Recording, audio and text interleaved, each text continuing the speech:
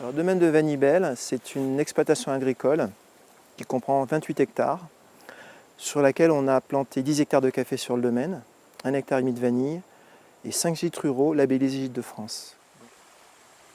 Mes parents ont acheté cette habitation en 1974.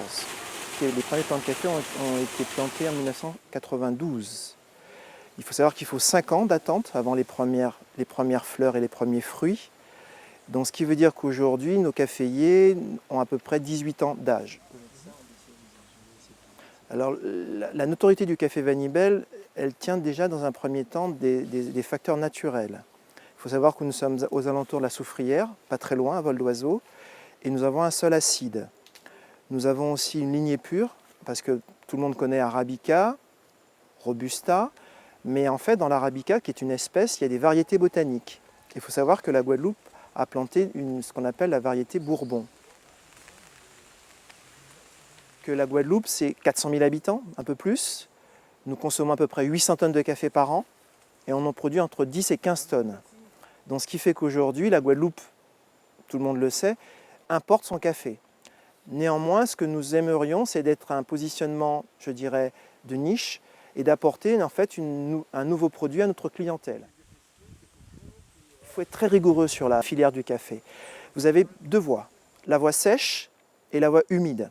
La voie sèche, c'est de prendre toutes les cerises, vertes comme rouges. Alors que nous, on va utiliser la voie humide. La voie humide comprend 8 étapes. La récolte, le décerisage dans les 6 heures, la fermentation, le lavage, le séchage, le décortiquage, et on termine par la commercialisation, torréfaction ou export café vert.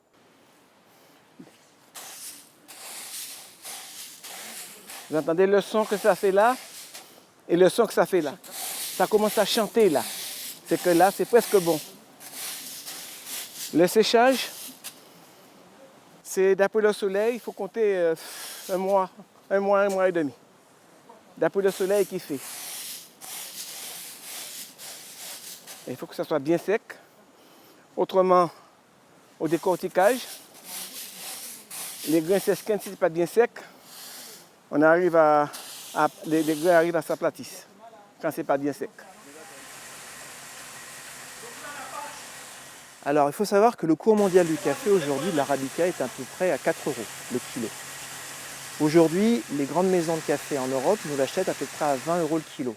Ce qui veut dire qu'en déclinaison, le café de Guadeloupe sera vendu à l'export aux alentours de 60 € le kilo. Donc quand vous achetez dans une grande surface une pochette de café à peu près à 3 € les 250 grammes, ça vous situe le kilo qui est à peu près à 10-12 €. Donc on est vraiment situé sur un marché de niche.